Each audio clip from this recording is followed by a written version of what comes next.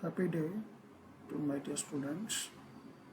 So today we are going to discuss about the one of the method of blood pressure. So in the previous class we discussed about the indirect method of measuring BP. So first one is Colcott sound method. Next oscillatory method. Okay. Now we are going to discuss about the oscillometric. So oscillometric is one of the method of non-invasive method. Okay. Here very important thing is we don't want any stethoscope or transducers. Okay. Instead, it will have its own method, that is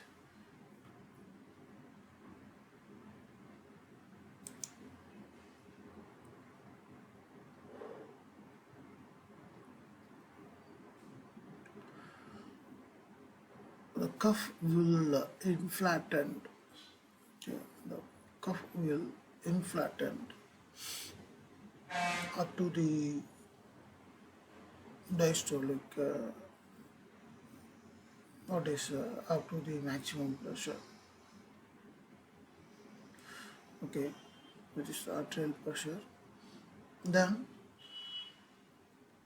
gradually the pressure will start reducing up to the diastolic pressure. Okay.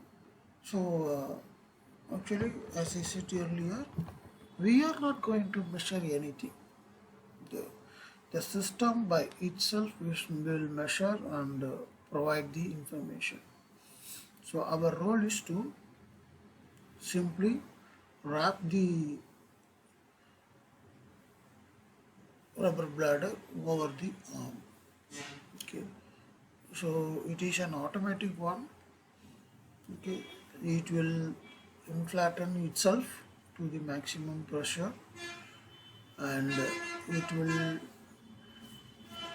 flatten itself, that is the pressure will get reduced gradually to the minimum value.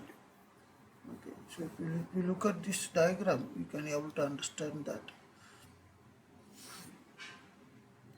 it starts increasing. Okay, and that is the pressure. Okay, the pressure of the cuff. Okay, the pressure is maximum.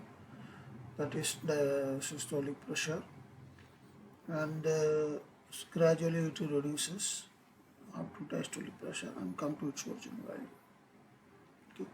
So here we can be able to understand that this is automatic method, and obviously it will be done by an automatic machine too.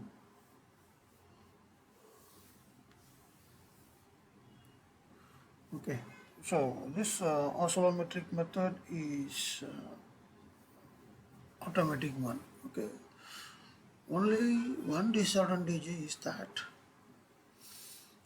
in this method, if there is any vibration, okay, if there is any vibration or excessive movement happen, then that will create inaccurate, that will cause the inaccurate reading.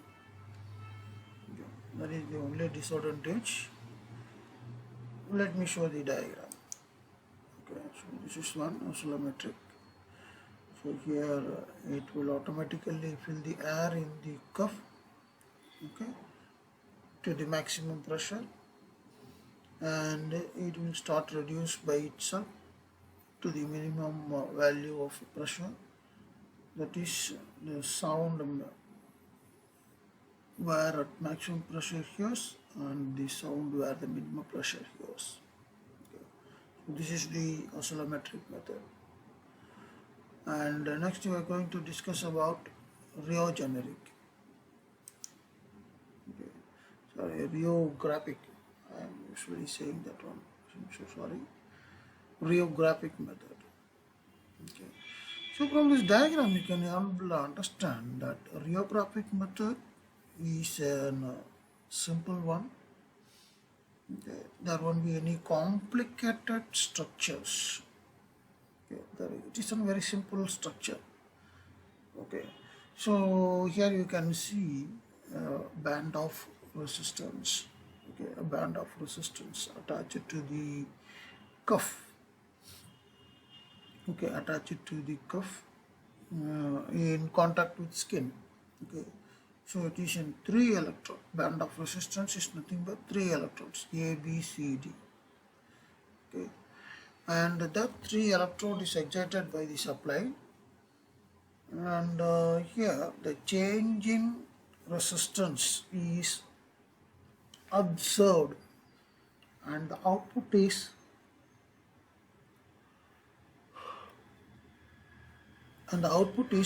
fed to the differential amplifier. Okay. That differential amplifier will measure the change in resistance, and that change in resistance value is amplified, and that is fed to the diastolic pressure indicator and systolic pressure indicator.